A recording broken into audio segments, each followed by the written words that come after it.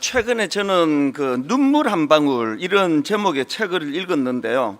이 책은 그 이어령 교수님이 돌아가시기 직전에 쓴 유고집입니다.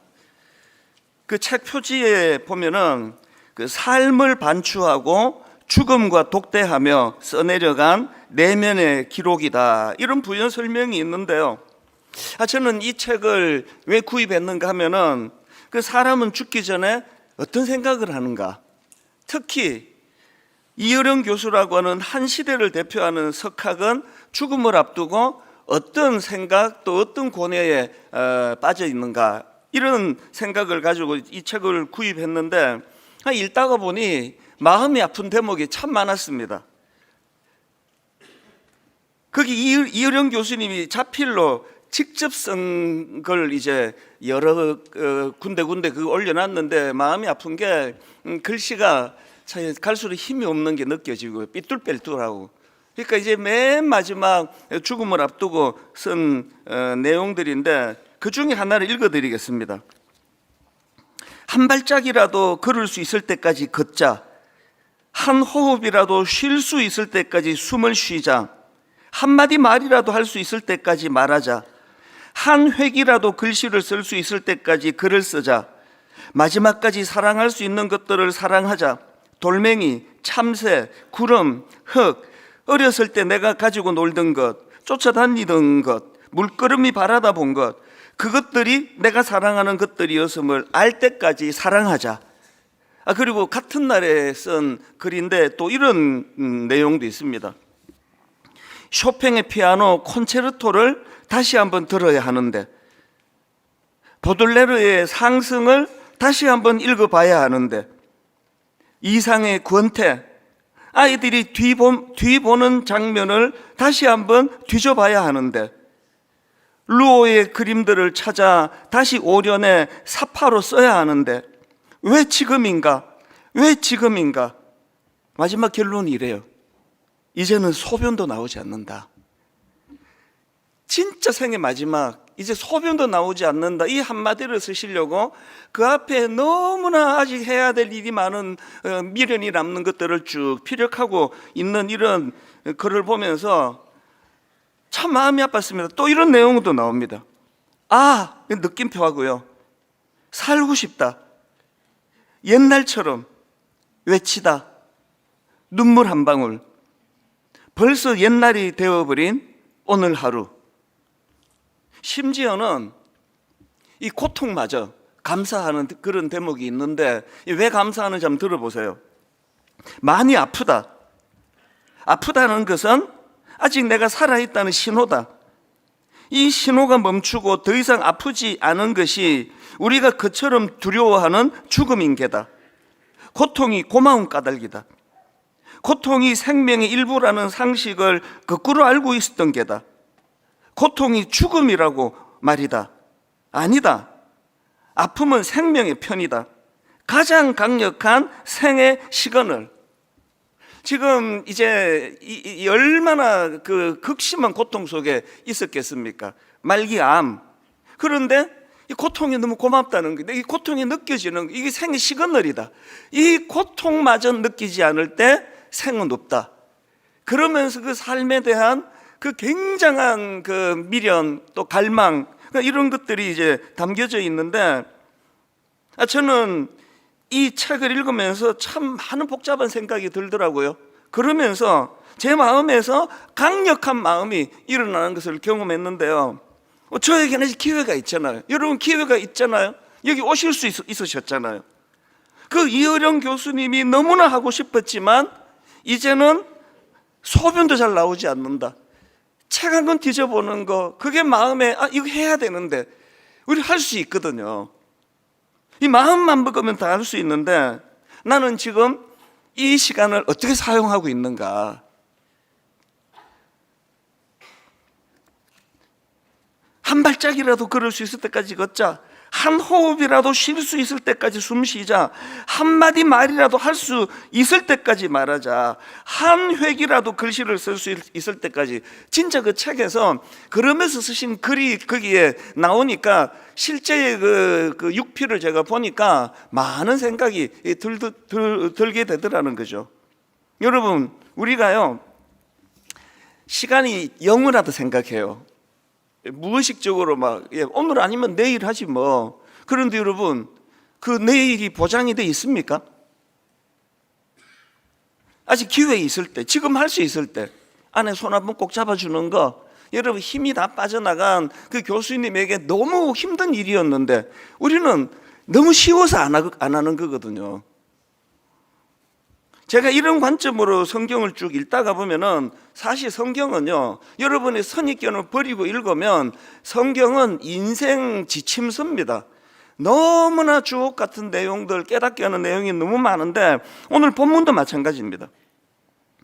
오늘 본문의 구조를 먼저 설명을 드리려고 하는데요. 자, 본문 이렇게 말씀을 시작합니다. 베드로전서 4장 7절입니다. 맨 앞에 이렇게 나옵니다. 만물의 마지막이 가까이 왔으니. 이어령 교수가 모든 걸 다 던져서 그 책에서 담고 있는 게 딱 이 한마디 아닙니까? 만물의 마지막이 있다. 끝이 있다. 아직 힘이 있을 때, 어느 정도 힘, 걸을 수 있는 힘만 있다면, 손을 뻗을 수 있는 힘만 있다면, 할 일이 아직 많이 있다. 이게 오늘 이 본문의 선포거든요. 만물의 마지막이 가까이 왔으니, 이렇게 선포하고는, 그리고 그 다음 7절 한번 보십시오. 그러므로, 이 그러므로라는 접속사를 통해서 이제 쭉 이 문제를 풀어나가는데, 이게 사실 오늘 본문은 딱 두 구절만 읽었지만 이게 7, 8, 9, 10, 11절까지 쭉 갑니다. 그리고 그러므로 만물의 마지막이 가까웠다. 우리 식으로 설명하면 네 인생이 영원하지 않다. 끝이 있다. 그러므로 해야 될 일들이 있다. 이거를 이제 세 가지로 정리를 해놓은 게 오늘 본문이거든요. 성경에 보면은 이런 흐름으로 말씀을 전개하는 경우들이 생각보다 많습니다. 예를 들면 로마서 13장 11절부터 한번 보십시오. 또한 너희가 이 시기를 알거니와 자다가 깰 때가 벌써 되었으니 선포 아닙니까?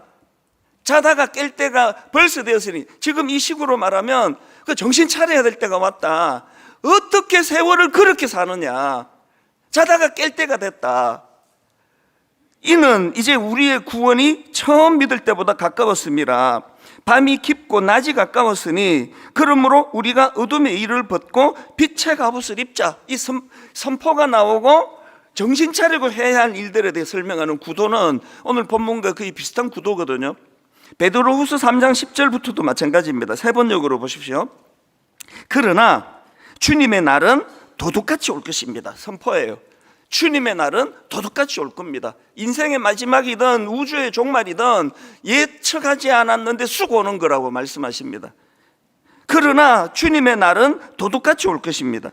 그날에 하늘은 요라는 소리를 내면서 사라지고 원소들은 불에 녹아버리고 땅과 그 안에 있는 모든 일은 드러날 것입니다.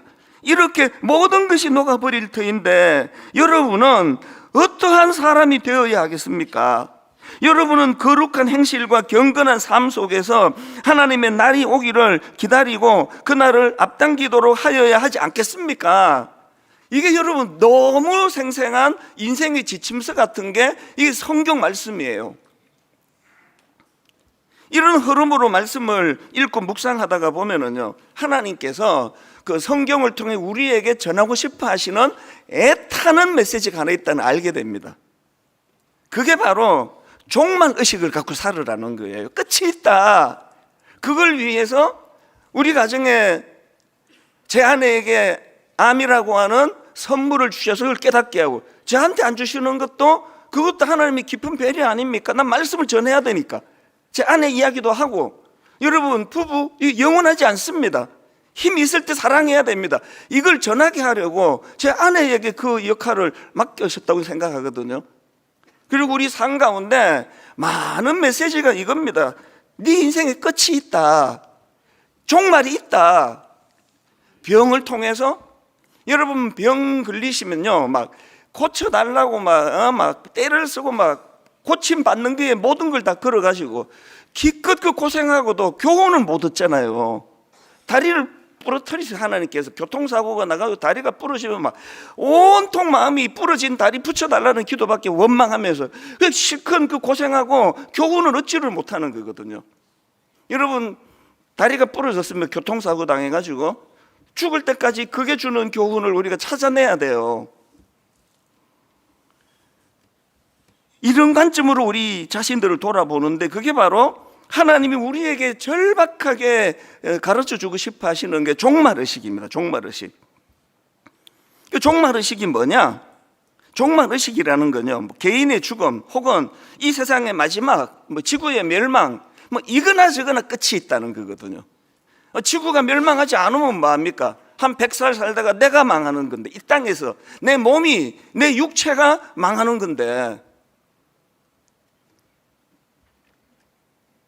그래서 이 종말의식이란 건 항상 이걸 의식하는 겁니다. 개인의 죽음이나 혹은 이 세상의 마지막이 반드시 온다는 사실을 분명히 인식하는 것.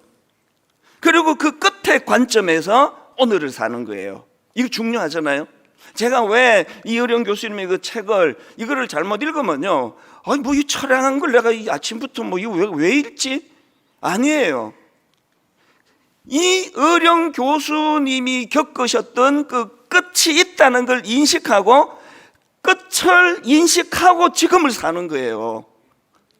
제가 그 유행가 뭐 화장을 고치며 그걸 갖고 새벽에 뭐 떠나간 연인하고 내가 놓친 세월은 안 돌아온다고 막 그 새벽에 그 되게 웃기는 그런 그 몸부림이거든요. 어떻게 해서 몸부림이거든요. 정말 내가 잘 살아야 되겠다.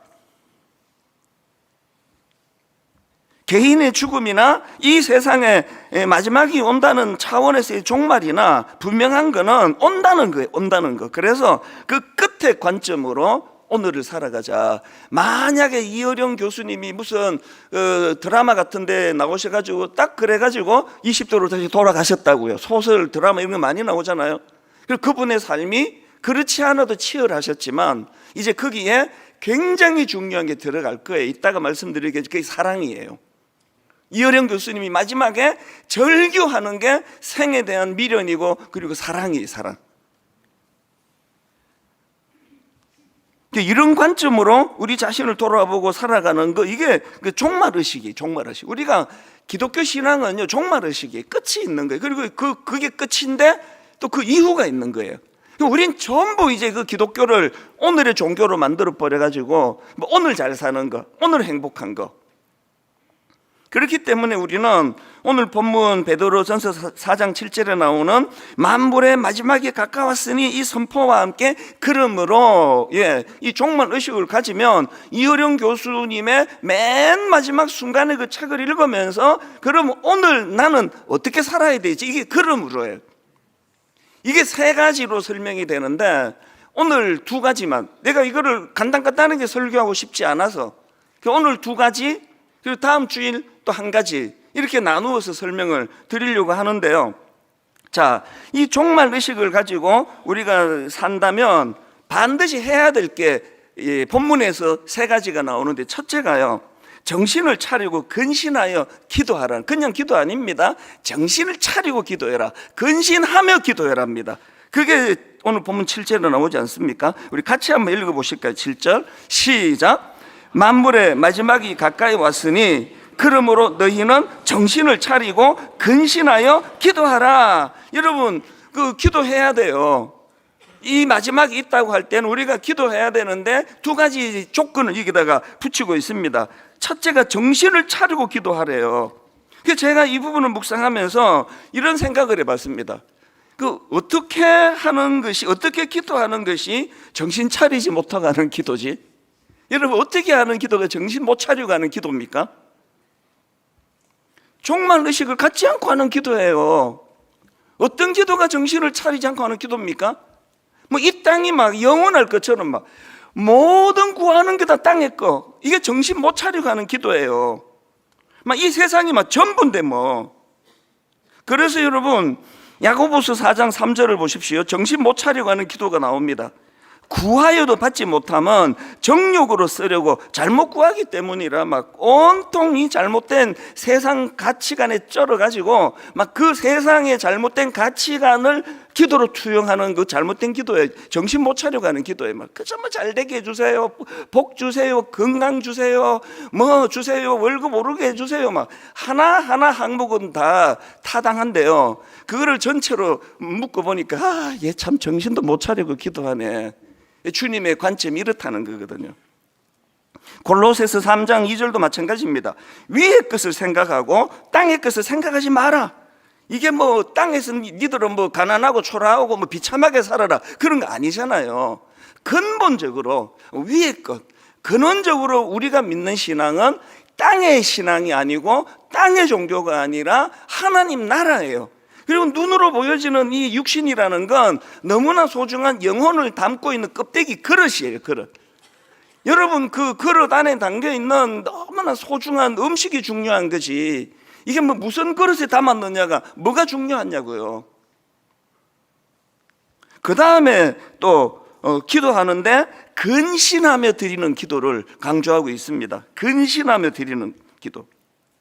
그러니까 이 근신하며 드리는 기도가 뭐죠? 감정에 휘둘리지 않는 기도예요. 그 상황에 휘둘리지 않는 기도입니다. 그러니까 근신하며 드리는 기도의 샘플은 예수 그리스도가 겟세마네에서 십자가를 앞두고 드린 기도입니다. 누가복음 22장 42절에 근신하며 드리는 기도를 보세요. 이러므로 아버지여, 만일 아버지의 뜻이거든 이 잔을 내게서 옮기시옵소서. 그러나 내 뜻대로 마옵시고 아버지의 원대로 되기를 원하나이다. 이게 근신하며 드리는 기도예요. 내 생각을 절제하는 기도, 내가 바라는 것을 누르면서 하는 기도. 항상 이렇게는 못해요 우리는. 그러나 여러분, 아니 한 100번 기도하면 한 번쯤은 이렇게 기도해야 되는 거 아닙니까? 내 감정을 좀 억누르는, 너무 하고 싶은 그 무엇이 있을 때 그거를 좀 근신하면서 하나님 나라를 생각하고 그래도 아버지 뜻대로 해주세요. 한 뭐 100번 기도하면 한 번 정도는 이런 근신하며 하는 기도가 좀 필요하지 않습니까?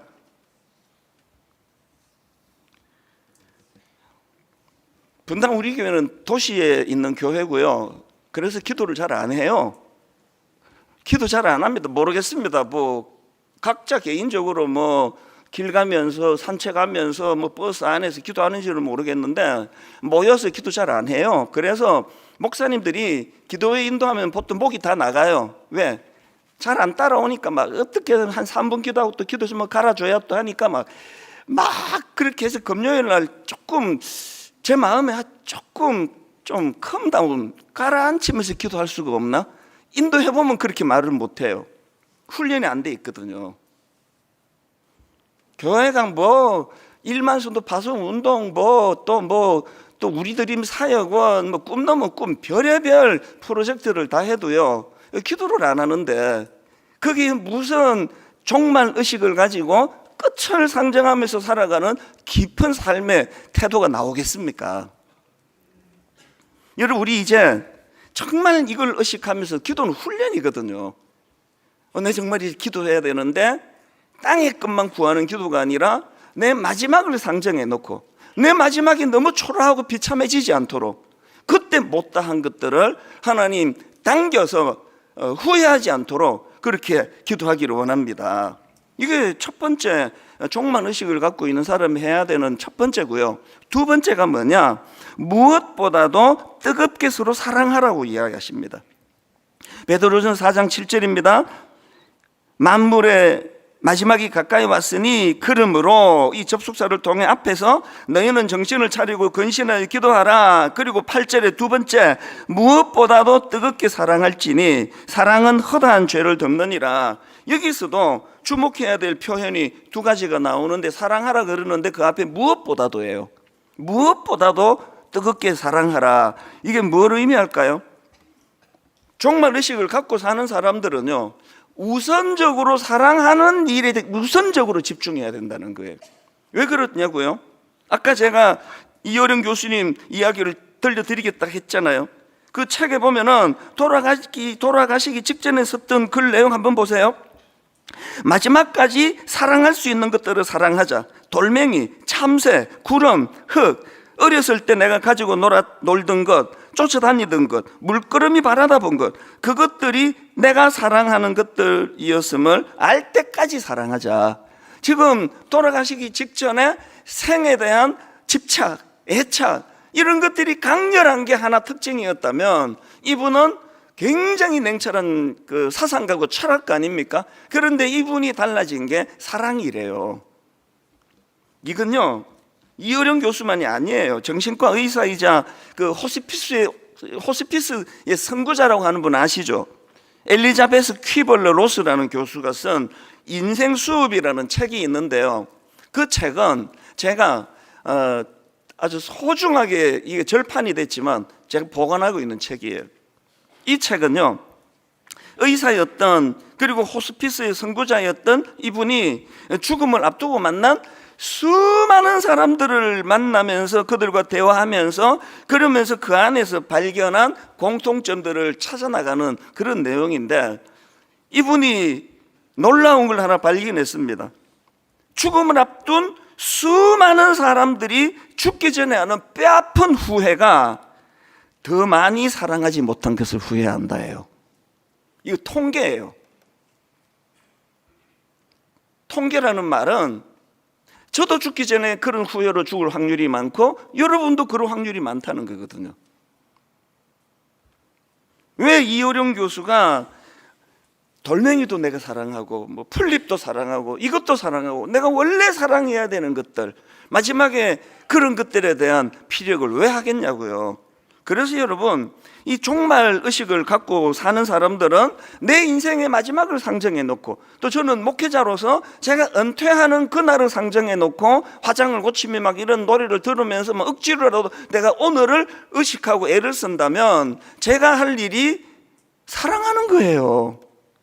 제가 목회자로서 할 일은 그래서 막 프로그램 더 만들고 막 이벤트 만들고 막 마지막에 6년을 불꽃을 태우리라 그러면 여러분 지쳐서 막 아마 다 나 이게 도저히 못 다니겠다 그럴 거예요. 안심하세요. 그러니까 안 할 거예요. 제가 은퇴가 있네? 라고 느낄 때 제가 깨달아야 되는 거 더 사랑하는 일이라는 거거든요. 무엇보다도 우선순위로. 그래서 저는 우리 교회 초창기 때 그 부목사님들을 굉장히 불쌍하게 생각합니다.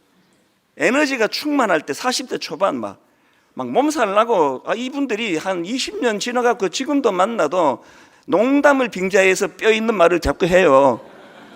그때 진짜 힘들었습니다, 목사님. 계속 밥 사줘요. 만날 때마다 미안해서. 요즘에 우리 교역자들도 여전히 저 때문에 힘들다 그러는데 내 속으로 니들이 초창기로 한번 겪어봐야 되는데, 옛날에 비하면 지금은요 제가 철이 좀 든 거거든요.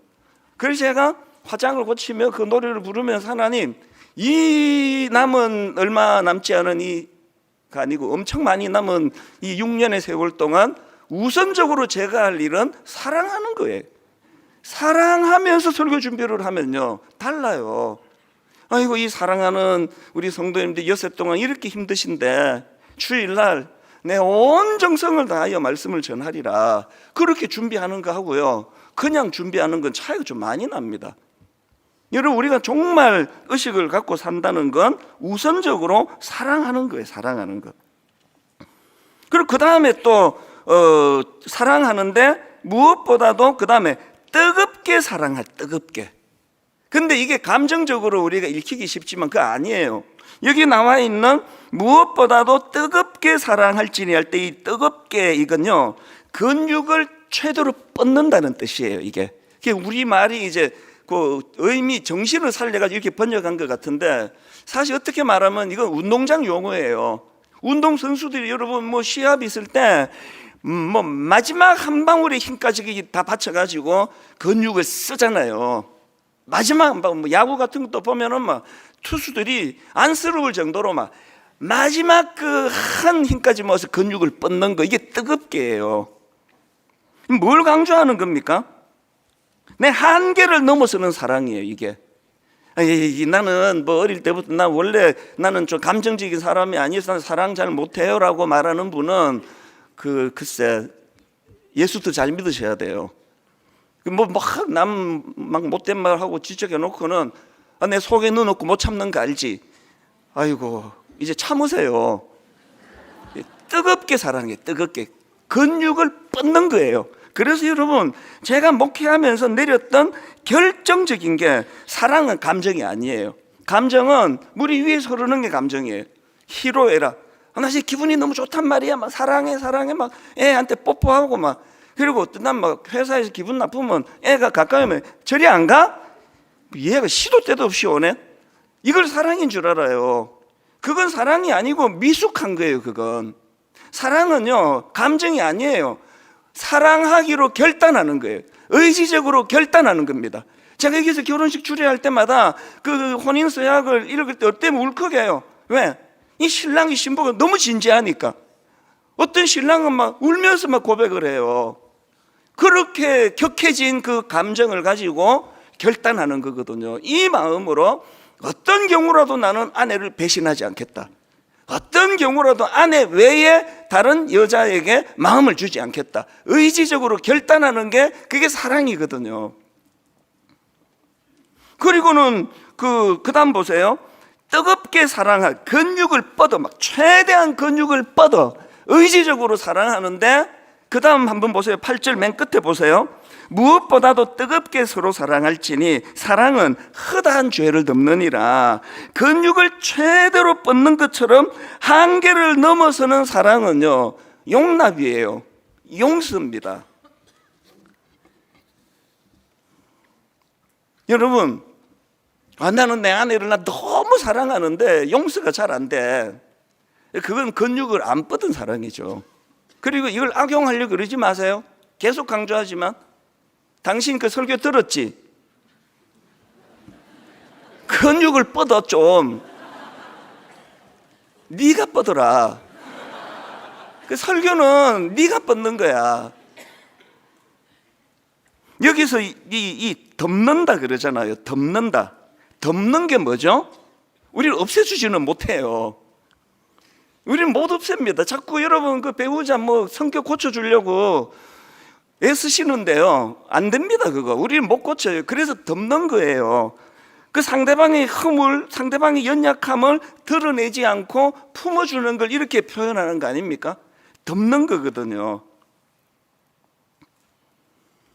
제가 청소년 사역하면서 중고등부 아이들 막 애들은 많고 또 얘들은 또 저하고 이 성향도 너무 다르고 저는 막 지방에서 저는 막 자란 사람인데 막 얘들은 막 온실 안에서 자라가지고 너무 유약하고 이러니까 진짜 기도가 나왔습니다. 그래서 제가 청소년 사역할 때 두 가지 기도 여러 번 말씀드렸잖아요. 하나님 이 아이들을 진짜 사랑하게 해주세요.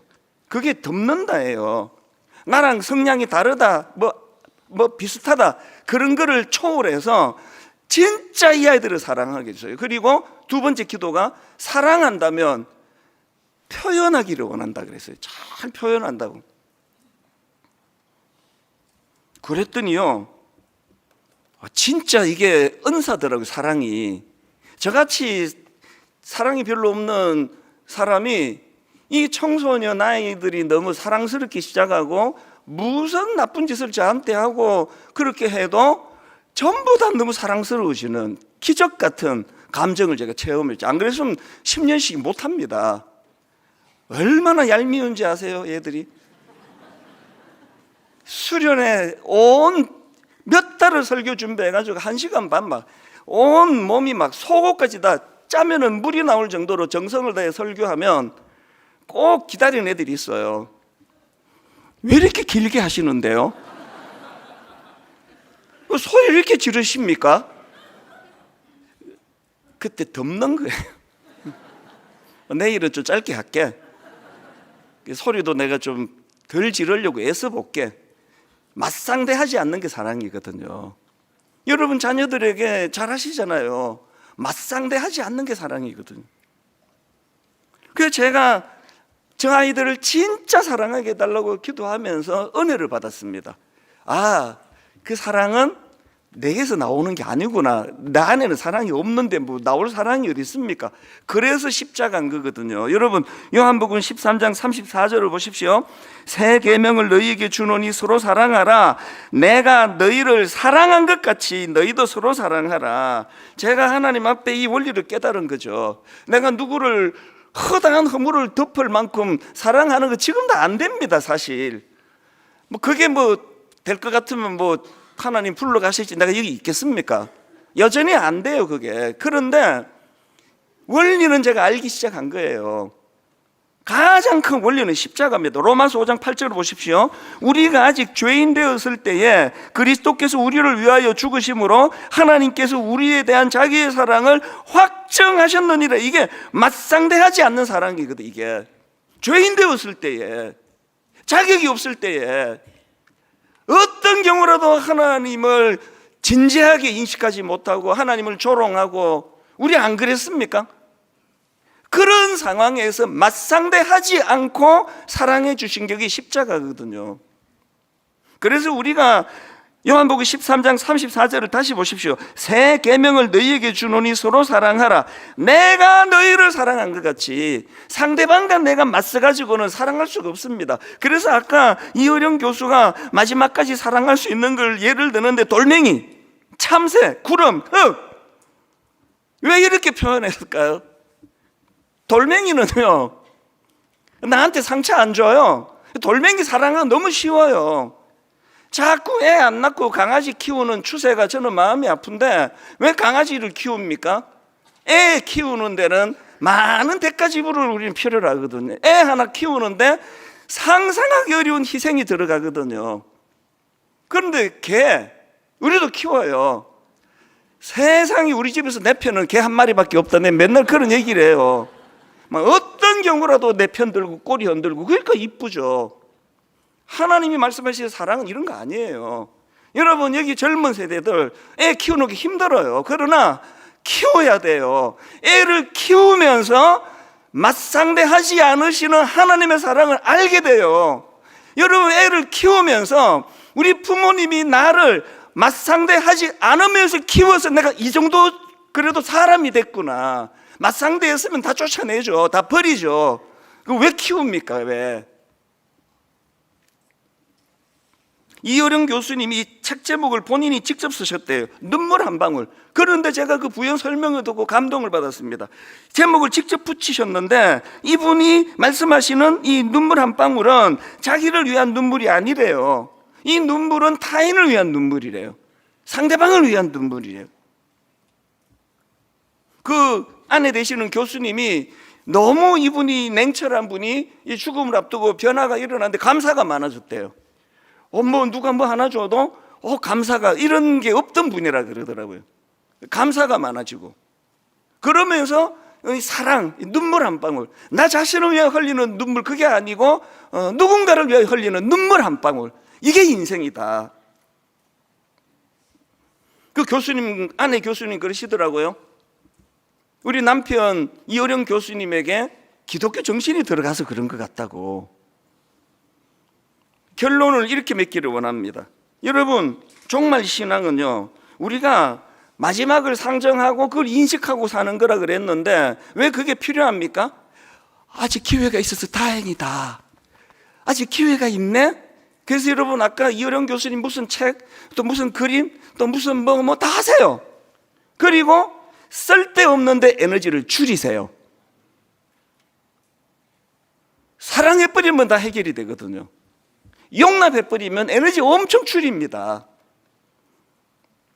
오늘 이 말씀을 기억하시면서 이제 다음 주일 하나 더 남아있는데, 하나님 앞에 내 인생을 하나하나 점검해 보면서 무엇보다도 하나님 기도가, 하나님을 향한 기도가 성숙해지기를 원하고, 그리고 무엇보다도 사랑하기 원합니다. 사랑은 논리가 아니고 결단입니다. 그냥 사랑하기로 결단하는 거. 본문 읽고 말씀을 마치겠습니다. 만물의 마지막이 가까이 왔으니 그러므로 너희는 정신을 차리고 근신하여 기도하라. 무엇보다도 뜨겁게 서로 사랑할지니 사랑은 허다한 죄를 덮느니라. 우리 이 말씀을 기억하시면서 우리 초대교회 성도들의 신앙은 마라나타 신앙 그러잖아요. 아멘 주 예수의 오시옵소서. 마지막을 생각하는 신앙이거든요. 아멘 주 예수 오시옵소서. 우리 찬양 부를 동안에 뭐 아주 이론적인 이런 뭐 재림 종말 뭐 남의 얘기처럼 하지 말고 여러분 이걸 상정해 놓고 나 어떻게 살지? 오늘 이제 예배 마치고 집에 가서 나 어떻게 살지? 내가 회사 가서 어떻게 살지 이번 한 주간? 이 질문을 가지고 이 찬양을 같이 한번 불러보시면 좋을 것 같습니다. 마라나타 주 예수여 어서 오시옵소서. 마라나타 아멘 주 예수여 오시옵소서. 마라나타 마라나타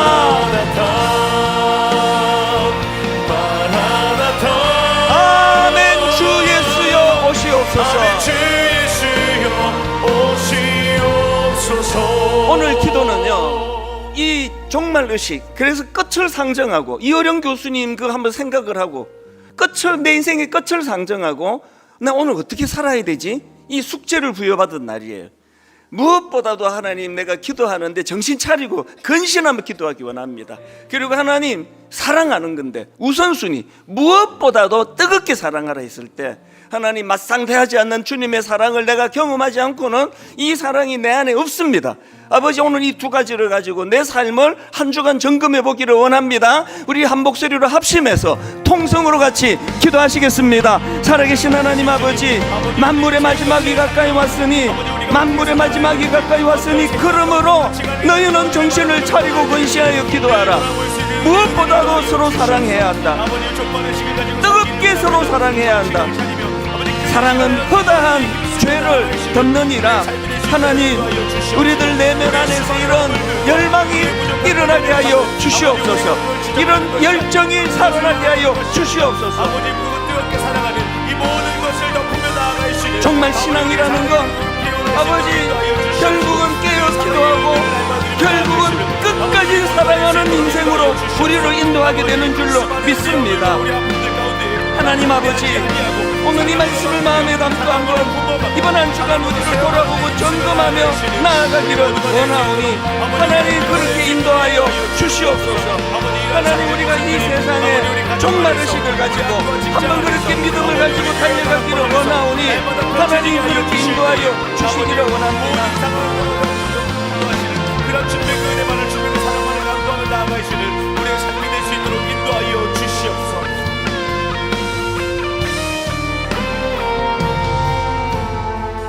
고마우신 하나님 아버지, 오늘도 이른 아침에 저희들을 불러 모아 주셔서 정신이 퍼쩍 들도록 은혜 주신 거 감사합니다. 하나님이 우리의 삶 가운데 늘 마음의 소원을 가지고 우리를 권면하고 있는 결정적인 메시지가 있다면 그것이 바로 종말의식입니다. 종말신앙입니다. 아버지 천년만년 살 것처럼 저희들이 방심하고 살아가기 쉬운데 이렇게 불러 모아 주셔서 우리의 끝이 있음을 자각하게 해주시고 그 끝을 현실에 투입하여 그것을 상정해 놓고 이 하루가 어떻게 사라져야만 내 마지막이 후회스럽지 않을까를 아버지 진지하게 생각하고 고민하며 하루하루를 살아가도록 인도하여 주시옵소서. 무엇보다도 하나님 균형을 잡힌 기도가 필요합니다. 우리의 기도는 너무 이 땅에 집중되어 있습니다. 아버지 근신하고 정신 차려 하나님이 기뻐하시는 아름다운 기도가 하나님의 영광을 구하고 하나님 나라를 꿈꾸는 놀라운 아름다운 기도의 지경이 넓어지게 하여 주시옵소서. 더 사랑하기를 원합니다. 허다한 허물이 덮어지기까지 주님의 십자가를 통하여 저의 허물을 덮어주시고 저의 허물을 씻어주셨기 때문에 제가 이 자리에 설교할 수 있었다는 이 사실을 깨닫고 그 십자가 은혜에 대한 감격이 회복이 될 때에 저희들도 누군가를 그렇게 사랑으로 덮을 힘이 일어날 줄로 믿습니다. 하나님은 한 주간 이것들을 몸부림치고 또 이것들을 상상하며 꿈꾸며 그렇게 한 주간을 한번 점검하고 테스트하면서 그렇게 보내는 한 주간 되도록 인도하여 주시옵소서.